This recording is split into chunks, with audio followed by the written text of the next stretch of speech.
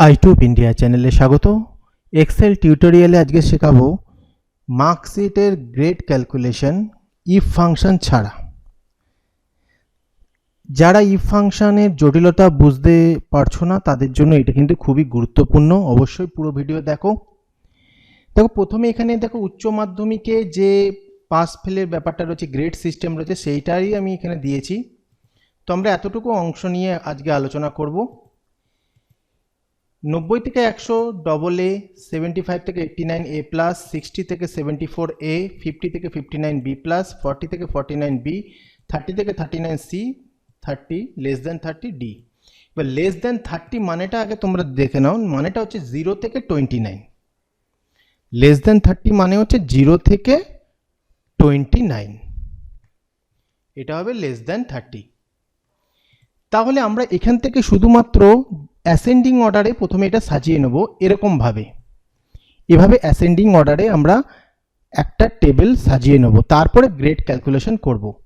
প্রথমে দেখো 0 থেকে 29-এর মধ্যে 0 নেব, তো 30 লেস দেন 30 মানে 0 থেকে 29, তাহলে এটা আমাদের দরকার হচ্ছে না।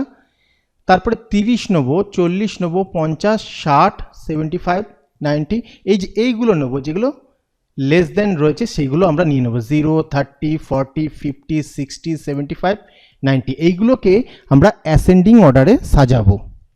তো অ্যাসেন্ডিং অর্ডারে যদি সাজিয়ে দেখি, দেখো এভাবে পাচ্ছি, মানে ছোট থেকে বড় সাজিয়ে নেব। এবার 0 থাকলে কি হবে? ডি হবে, 30 থাকলে সি হবে, কারণ 0 মানে হচ্ছে 0 থেকে 29 মানে ডি। এই যে গ্রেডগুলো রয়েছে এইগুলো আমরা ছোট থেকে বড় সাজিয়ে নেব, নাম্বারগুলোও ছোট থেকে বড় আগে সাজিয়ে নেব একটা আলাদা টেবিলে। এভাবে টেবিলটাতে সাজিয়ে নিয়েছি, এভাবে যেভাবে দেখলে গ্রেড সিস্টেমটা সাজিয়ে নিলাম। এইবার গ্রেড ক্যালকুলেশন করার সময় দেখো মার্কশিটে আমরা টোটাল করতে শিখেছি, আগের ভিডিওতে পার্সেন্টেজ করা সবই শিখেছো। শুধু দেখো লুকআপ ফাংশনের মাধ্যমে কিভাবে গ্রেড ক্যালকুলেশন করবে, পার্সেন্টেজের মাধ্যমে হোক বা টোটালের মাধ্যমে হোক। এখানে পার্সেন্টেজের মাধ্যমে তোমাদের এইচএসএ গ্রেড দিয়ে দিয়েছে, তো সেইটা নিয়েই আমরা ক্যালকুলেশন করব। তো এরকম পার্সেন্টেজ আমি বসিয়ে নিয়েছি। এবার গ্রেড ক্যালকুলেট করার সময় ইফ ফাংশন সাধারণত ইউজ করি, আমরা ইফ ফাংশন এখানে ইউজ করব না, লুকআপের মাধ্যমে আমরা করব। ইকুয়াল দেবে, তারপরে লুকআপ লিখবে। তার আগে আমি বারবার বলছি কিন্তু নাম্বারগুলোকে অ্যাসেন্ডিং অর্ডারে সাজিয়ে নেবে, নাম্বার সাজানোর পর সেই অনুযায়ী গ্রেডগুলোও সাজিয়ে নেবে। তো লুকআপ লিখবে, শুধু লুকআপ।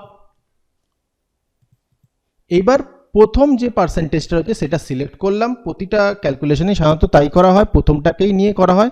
কমা দেবে, কমা দেওয়ার পরে এই যে নাম্বার রয়েছে, মার্ক স্কেলটা রয়েছে, এটাকে আমরা সিলেক্ট করে নেব।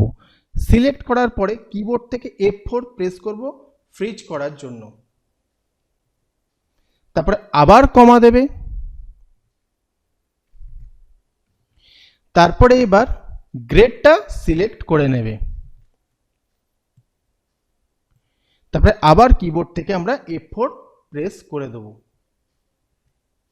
এরপরে ফার্স্ট ব্র্যাকেট ক্লোজ করে দেব, দেওয়ার পরে এন্টার। ব্যাস এতটুকু কাজ করলেই তোমাদের গ্রেড ক্যালকুলেশন হয়ে যাচ্ছে। তাহলে দেখো ইফ ফাংশন ছাড়াই আমরা গ্রেড ক্যালকুলেশন করতে পারি। তার জন্য প্রথমে মনে রাখবে যে মার্ক স্কেল যেটা রয়েছে সেটা অ্যাসেন্ডিং অর্ডারে সাজাবে এবং সেই অনুযায়ী গ্রেডগুলোকেও সাজাবে।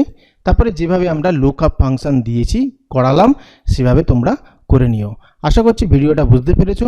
ভিডিওটা ভালো লাগলে লাইক, কমেন্ট, শেয়ার করে দিও।